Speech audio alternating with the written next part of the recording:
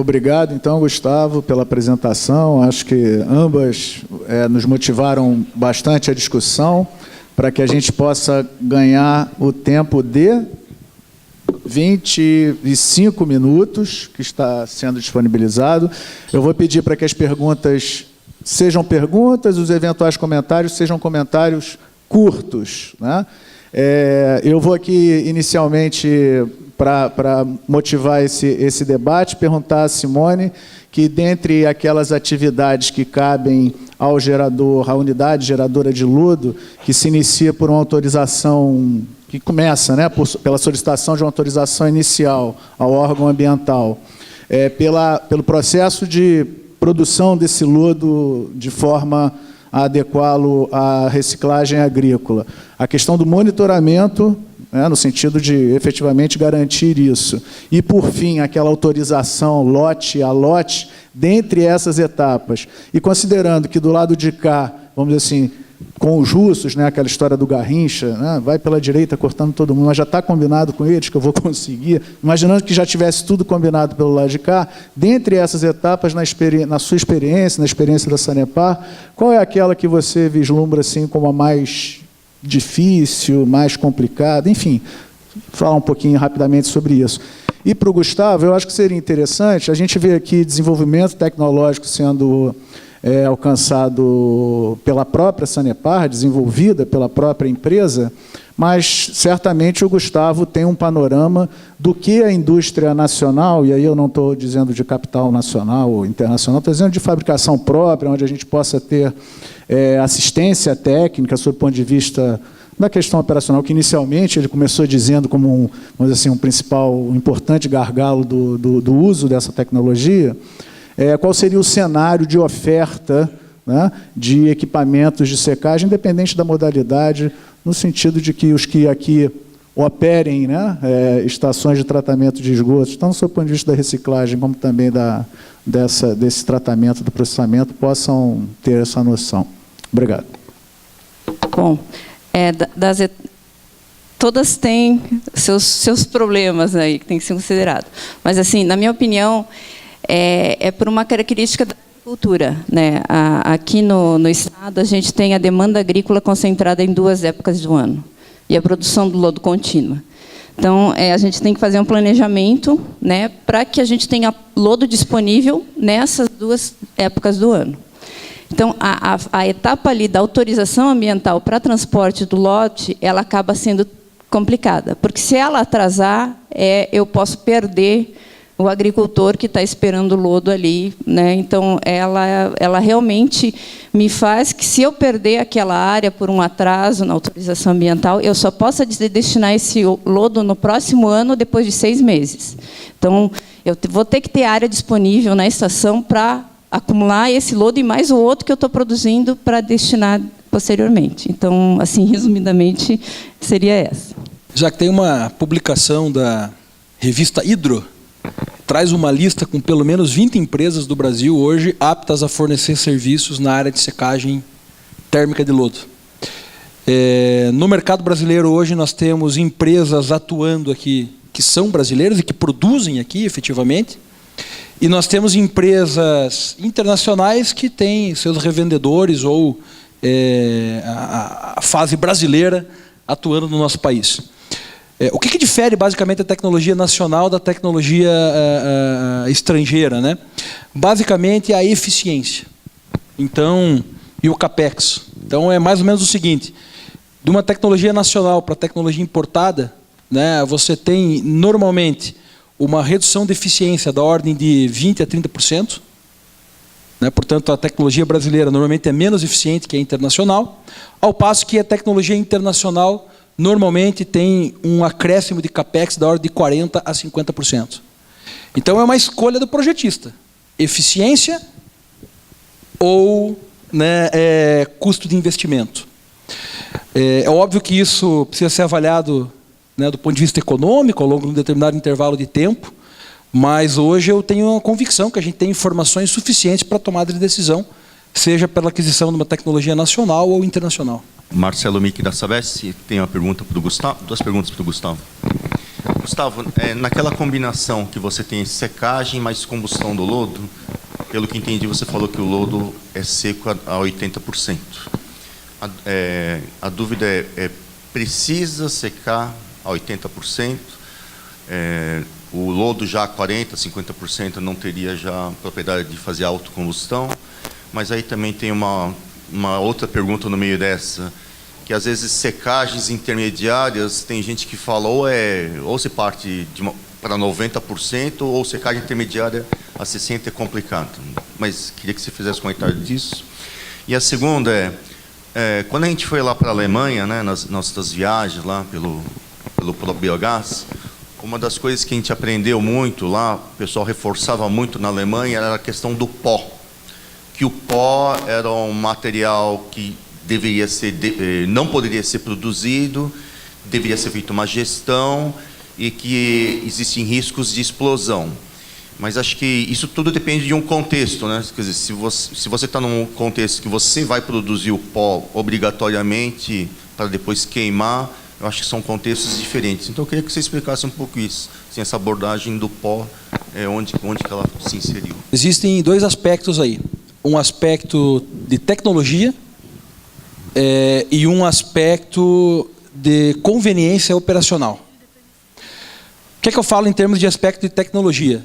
Nós visitamos juntos, salvo engano, uma planta na Alemanha que levava o lodo a um teor de sólidos da ordem a 30%, 40% por meio de secadores a disco e, na sequência, encaminhava para um sistema de transformação térmica que era proveniente do leito fluidizado. Esse sistema que nós ensaiamos aqui é um queimador ou um sistema com grelhas móveis. É um gerador de calor com grelhas móveis. Então, num sistema com grelhas móveis, você colocar um lodo na forma de pasta com 40%, 50%, 60% de sólidos não vai dar certo. No leito fluidizado, ele é feito para isso, né? Então, depende da escolha tecnológica que você faz. É óbvio que existe uma relação de custo-benefício em relação à energia que você aplica e ao teor de sólidos que você quer ter no final. Mais ou menos assim, quando eu quero fazer um churrasco bom na minha casa, quanto mais sequinho tiver o carvão ou a lenha, mais fácil de pegar fogo e mais calor eu vou gerar, porque eu evito aquela fase de inserção de calor para remoção de umidade. No lodo, o raciocínio é exatamente o mesmo. Só que existe um ponto, que é o ponto de equilíbrio, onde essas coisas acabam efetivamente se viabilizando em função da recuperação. E, do ponto de vista convencional, hoje aqui, dentro do setor de saneamento, para os lodos que nós caracterizamos, sobretudo provenientes de fontes anaeróbias, o entendimento é que um lodo a 80%, 85% de sólidos, ele ainda não está na forma de pó, ele está na forma granular e ele apresenta uma condição cuja recuperação entra quase em equilíbrio com a energia que eu preciso aplicar para poder levá-lo a esta condição, né? Bom, é óbvio que colocar um lodo a 95% de sólidos definitivamente não seria o caminho, porque eu teria que colocar muita energia para fazer isso. A redução de volume seria pouco representativa e o benefício que eu vou ter do ponto de vista de recuperação energética seria muito pouco. Então, 80%, 85% parece ser uma fração importante e adequada para esse tipo de sistema com grelhas móveis, né? Com relação aos aspectos de segurança e não gerar pó é apenas um dos aspectos. Existem outros aspectos associados a queimadores e secadores que precisam ser observados. Eu não trouxe a discussão aqui, mas essa é uma das grandes polêmicas que a gente tem dentro do setor, porque dizem que secadores pegam fogo, dizem que secadores explodem. E quer saber? Pega fogo e explode. Se não dimensionar adequadamente, se não fizer a operação adequada, ou se não tiver os mecanismos de proteção apropriados, vai pegar fogo e vai explodir. Explodir é uma condição muito específica. Você precisa reunir uma série de fatores para poder efetivamente acontecer uma explosão. Agora, pegar fogo é algo que vai acontecer se o lodo chegar a uma temperatura, por exemplo, o lodo anaeróbio, da ordem de 140 graus Celsius. É exatamente por isso que você não pode colocar qualquer queimador, qualquer secador. Você tem que colocar um sistema que tenha os sistemas mínimos de controle, evitando recirculação de lodo seco, para evitar a autocombustão, trabalhando com patamares térmicos de preferência abaixo do ponto de autoignição do lodo e, principalmente, nos secadores que têm admissão de ar, fazendo o controle para que o sistema sempre opere em condição saturada. Se isso for apresentado, jamais o sistema vai entrar em combustão ou vai explodir. Portanto, aí você precisa de dispositivo de controle e rotina operacional rigorosa. É assim que funciona em qualquer indústria. E aqui eu faço uma alusão, já concluindo, Isaac. Uma caldeira é algo convencional. Um aquecedor a gás eu tenho na minha casa. Se eu não tenho os dispositivos de segurança apropriados, ou se eu não faço o controle adequado, ou a operação e a manutenção que precisa ser feita, eu posso botar fogo ou explodir a minha casa também. Então, é algo que precisa de cuidados, não há dúvida nenhuma, mas eu não tenho dúvida também de que as boas práticas de engenharia hoje são colocadas e elas, se forem seguidas à risca, trarão os benefícios e salvaguardarão, de fato, a segurança, tanto do patrimônio quanto daqueles que trabalham numa planta. Bom, em primeiro lugar, queria dar os parabéns aos palestrantes, uma apresentação muito densa, cheia de informações e todas as informações aí geradas na pesquisa aplicadas na prática. A pergunta que eu queria fazer era uma pergunta para a Simone, sobre a questão da discussão sobre a revisão da resolução do lodo no CONAMA. Bom, nós sabemos que há pouco tempo atrás o CONAMA quase fez o Brasil passar uma vergonha internacional proibindo o uso de lodo em compostagem. Isso baseado num parecer técnico de baixíssima qualidade, baseado em um único artigo científico publicado por uma jornalista que tratava de micropoluentes orgânicos em água. E com base nisso, o CONAMA fez uma primeira votação que deu empate, e daí numa segunda votação, a não proibição do uso do lodo em compostagem passou por um único voto, em quase 50. Bom, isso traz um alerta muito grande de que o principal inimigo da utilização do lodo na agricultura é o preconceito, a falta de informação. E nós já temos uma grande quantidade de informações sobre o lodo que estão muito bem consolidadas, especialmente sobre os questionamentos que tinham no passado, sobre sanidade, sobre a questão do nitrogênio, etc, etc, etc. Bom, a bola da vez são os poluentes orgânicos, os compostos orgânicos persistentes. E certamente vai ser esse o aspecto que os radicais, os que não têm informação adequada, ou aqueles que têm muito preconceito contra o lodo, vão utilizar contra a aprovação da resolução. Eu queria que você me falasse um pouquinho o que você acha do risco de micropoluentes orgânicos no lodo para utilização agrícola. Assim, a questão se estão falando dos emergentes, a questão dos emergentes ainda ela não está totalmente solucionada. Assim. A gente não tem análise de riscos que mostrem exatamente quais são os níveis que causam risco, e não só na matriz lodo, em qualquer matriz ambiental, na água, né, em outras matrizes. E mesmo até as análises laboratoriais também ainda estão em desenvolvimento. Então, ainda não se pode ter uma conclusão de realmente qual é o risco desses poluentes emergentes para a saúde humana, ou se isso vai passar para a planta, alguma. Então, os estudos ainda não estão nesse nível. Agora, os poluentes orgânicos, que a gente já tem, existem uma gama de poluentes orgânicos que já está estudado, como dioxinas e furanos e outros poluentes, que esses sim já se comprovou, né, que causam, né, algum risco à saúde da população. Tem metodologias analíticas já consolidadas. Esse sim a gente tem que ter preocupação. Tá? No entanto, existe uma gama de poluentes orgânicos extremamente grande. Né? E o que analisar no lodo? O que realmente pode causar algum problema? Então, isso é o que a gente tem que determinar.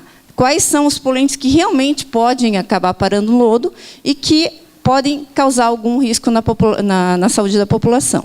Então, no CONAMA, a gente fez... isso já tem estudado quais são esses poluentes. Mas não são todos eles que vão estar na bacia de esgotamento sanitário e que vão acabar parando no lodo, né? Pelo tratamento de esgoto e, consequentemente, e também pelo tratamento do lodo. A proposta que o grupo fez é que o órgão ambiental estabelecesse conforme as características de cada bacia, porque o órgão ambiental ele tem que dar uma autorização para as indústrias, né? Então, conforme a característica de cada bacia, ele determinasse quais os poluentes teriam potencial de acabar parando aí no lodo. Então, essa foi a nossa proposta, porque essa é uma preocupação que a gente tem que ter, mas não é com com tudo, porque senão o tanto de análise que a gente teria que fazer para determinar todos os poluentes é inviável. Tem que ter uma coerência de que realmente aqueles que podem acabar no lodo e que causariam risco se aplicados no solo. Heike, da empresa Rotária do Brasil, de Florianópolis. Eu tenho uma pergunta para os dois palestrantes. Primeiro, também parabéns para a excelente apresentação, soluções inovadoras realmente que foram apresentadas. E eu quero enfocar uma parte um pouco que consideramos ainda no Brasil, com certa razão, um pouco à parte, mas que também tem uma importância muito grande. Que fazemos com o lodo dessas instalações individuais que não são atendidos com rede de esgoto, que são na Sanepar 30%, 70% são atendidos, então temos 30% que não são atendidos, que têm força filtro ou outra solução, pode ser lodo ativado, nas soluções individuais. Eles também produzem lodos e sabemos, por exemplo, da pesquisa da ANA, de Atlas de Esgoto, que temos municípios que não têm rede, que só têm soluções individuais. E o que acontece com esse lodo? Porque, como o Gustavo falou, esse lodo também, não, em verdade, não é um resíduo, em verdade, também pode ser considerado como recurso. Logicamente, tem outra logística atrás. Mas eu quero saber, o Sanepar ou a CONAMA, esses lodos também são considerados, ou como são considerados, ou como é o futuro planejamento que fazemos com esses lodos? Essa é até uma preocupação que a gente, começou a aparecer para a gente até por uma visita do pessoal do Ceará, que eles estavam com um projeto, acho que era do BID, para a área rural, que foi feita a fossa nas casas e tal, e o BID cobrou o que eles iriam fazer com aquele lodo. Então, eles vieram nos procurar para ver se poderia fazer alguma forma de uso agrícola. E a resolução CONAMA atual, ela fala assim, que o lodo de fossa só pode ser utilizado na agricultura se passar por uma ET, uma estação de tratamento de esgoto previamente. Aí, o que a gente levantou no CONAMA é que não precisaria passar numa ET. Eu precisava ter uma unidade de gerenciamento desse lodo, que fizesse o tratamento desse lodo. Obrigatoriamente, ele não precisava passar pelo tratamento do esgoto. Eu poderia acumular num tanque ou fazer o desaguamento, fazer um processo, uma centrifugação que seja, numa unidade específica para tratamento desse lodo. Então, nesse aspecto, na resolução, a gente espera que ela continua em andamento, mas a gente modificou esse item, colocando que o lodo de fossa tem que obrigatoriamente passar por uma UGL, uma unidade de gerenciamento de lodo, aí, pode ser qualquer processo, para posteriormente ser utilizado em solo. Mas essa preocupação a gente teve, nem pela realidade do Paraná, mas pela realidade do Brasil, que é muito mais lodo de fossa do que estação de tratamento. Gustavo, primeiro para você, acho que primeiro uma complementação. A importância de a gente ter secagem seguida de combustão também nos dá uma flexibilidade de assim, o que eu quero usar como principal combustível. Então eu posso usar queimar todo o biogás, usar todo o biogás e complementar com a biomassa do carvão, ou vice-versa. Quer dizer, se eu não tenho oportunidade de colocar na agricultura, eu posso usar primeiro todo a biomassa e depois complementar com o biogás. Então essa flexibilidade é importante também quando você tem esse sistema combinado. E a pergunta para você é o seguinte, na tua percepção, o que você acha que é a métrica que vai determinar a gente colocar um steel ou a gente colocar uma secagem térmica, ou quem sabe uma secagem solar, aí esses limiares aí, quer dizer, será que a economia é evitada? Ou quanto eu gasto hoje, então, com a disposição em aterro ou outra alternativa, é esse valor que eu posso aplicar num secador? Seria, qual na tua percepção a métrica que a gente poderia adotar para isso? E para a Simone é o seguinte, Simone, estamos falando aí de uma tecnologia que talvez possa ajudar no processo, mas talvez até, quem sabe, atrapalhar. Isso que eu queria ver a tua percepção. A gente sabe que o lodo vai muito para a agricultura, o agricultor gosta disso, não só pelos nutrientes, mas principalmente pelo calcário, a economia que ele faz com o calcário. E quando a gente usa uma tecnologia como essa de secagem térmica ou outra que evite o uso do cal, A gente tem alguns ganhos no processo, por exemplo, o cal tem dificuldade de homogeneização, tem o problema ocupacional, tem aquele rastro de amônia que quando a gente, nas áreas urbanas, é um problema, a gente enfrentou isso bastante. Quando a gente está levando o lodo para a agricultura, a gente deixa aquele rastro de amônia, embora não seja um gás muito denso, é um gás que, num primeiro momento, incomoda bastante. Mas como que o agricultor, na tua percepção lá, não tendo o cal e tendo só... Será que isso vai comprometer? Porque assim, nós estamos falando aí das grandes quantidades, porque certamente nós colocaríamos secagem térmica nas maiores, e onde estão as principais, talvez respondam por 70%, 80% dos nossos lodos gerados. Isso pode comprometer o programa ou não? Bom, Charles, eu vou aproveitar para responder algo vinculado ao questionamento feito pela Raik também. Na minha opinião, o que vai orientar o manejo do lodo e a escolha de uma determinada prática é efetivamente a vocação regional.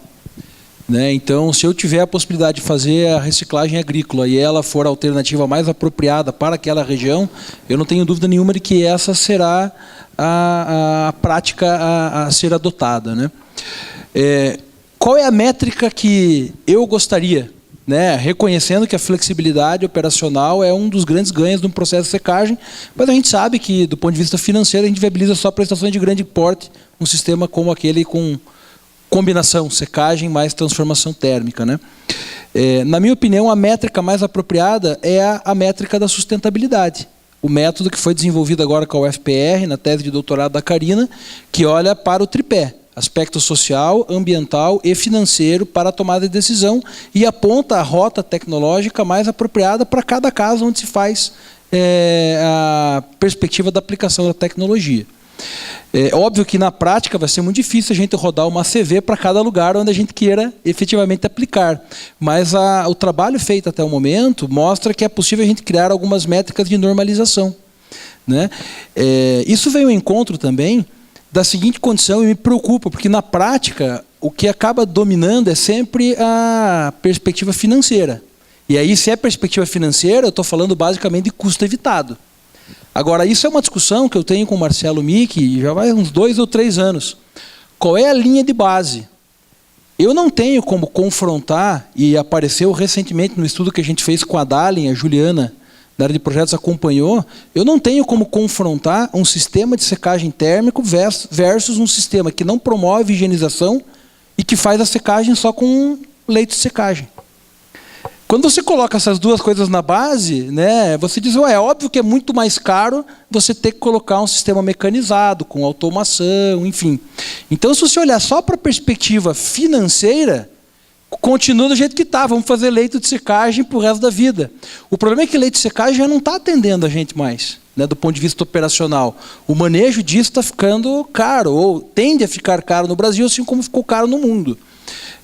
Então, eu quero acreditar, e vou trabalhar arduamente para isso, para que o processo de tomada de decisão na hora de escolha de um projeto não seja só financeiro, que ele realmente olhe para esse tripé da sustentabilidade e que os órgãos de fiscalização possam também entender que isso é importante. Né? Porque aí é uma discussão com o Tribunal de Contas, com a agência reguladora, enfim. Então é essa a posição objetiva. Se olhar para hoje, custo evitado é a temática, mas o ponto de reflexão é qual é a linha de base. Se for confrontar com leite de secagem, meu caro, deixa como está. E acho que não é o caminho dentro da perspectiva da ética sustentável. Ok, Gustavo. A gente tem mais uma perguntinha, eu pediria assim, que a gente fosse rápido na pergunta e também rápido na resposta, para a gente poder cumprir o tempo. Então, como o Gustavo falou, a questão do tratamento de lodo vai depender das condições. Né? Por exemplo, eu vou citar um exemplo. Se eu tenho estação de tratamento lá em Guaíra, ela é longe das outras estações, tem área agrícola próxima, ela não vai escapar do tratamento com cal, né? Porque outro processo vai ser complicado. Em questão a questão da aceitabilidade do agricultor, quando eu estava fazendo projetos agrícolas, eu perdi muita área corrigida. Principalmente os grandes produtores, os mais tecnificados ou que, né, cuidam realmente do solo, eles acabam mantendo o solo corrigido. E para as grandes estações, a gente acabava tendo que atender grandes produtores por causa do volume de lodo que a gente tinha que destinar. né?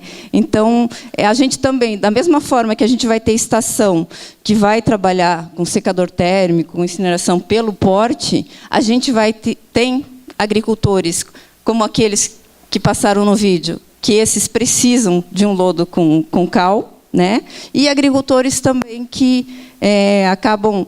Porque o custo do calcário ele não é um custo tão elevado, dependendo, né, da condição financeira do agricultor. Mas não seria o custo mais elevado aí que o agricultor teria na produção.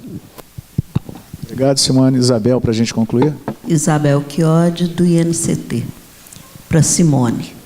Na atual conjuntura que se desenhou no Brasil, qual a perspectiva da resolução no CONAMA? Primeira. Segunda, o que nós do Planeta Saneamento, aí entendidos todos que estamos aqui, companhias, serviços, INCT, podemos fazer? Sim, a gente evoluiu muito, não só no grupo, né, que a gente montou e fez as discussões, mas lá no CONAMA, nas reuniões com os conselheiros, a gente acabou questões relacionadas aos órgãos ambientais que a gente não alterou muito, porque a gente não tinha conhecimento. Mas foram questões levantadas, por exemplo, a CONAMA proíbe o uso de lodo em unidade de conservação. O próprio IBAMA falou, não, a gente tem muitas áreas degradadas em unidade de conservação e a gente não tem de onde tirar matéria orgânica. Entende? A gente evoluiu bastante, mesmo nas reuniões lá no CONAMA. O que a gente pode fazer para frente, eu deixo... assim, até conversei com o Mickey, que é o atual coordenador da Câmara de Esgoto da ABS, né, e também com o César, do NST de Sustentáveis, que a gente realmente tem que fazer alguma coisa. Eu acho que agora a gente reunir, consolidar realmente a nossa proposta e, para frente, cobrar do Ministério do Meio Ambiente o andamento disso, né? É isso que a gente estava conversando ontem, né? Porque agora é um momento de transição que a gente acha que não vai ter resposta nenhuma, né? Então, eu acho que isso vai ter que ser feito o ano que vem, essa cobrança, né, da continuidade desse trabalho. Bom, então, para concluir, eu creio que tenha sido uma sessão bastante proveitosa. Dizer que balanços de massa, de energia, CAPEX, OPEX, ACV ambiental, social, ACV baseada em custos também, são instrumentos bastante importantes, apropriados e contemporâneos na discussão de todas as fases, né, líquida, gasosa e sólida, do conceito de éticos sustentáveis. Então, façamos uso dessas ferramentas e, antes de terminar, eu queria agradecer a participação de todos, aos palestrantes, e sigamos em frente. Obrigado.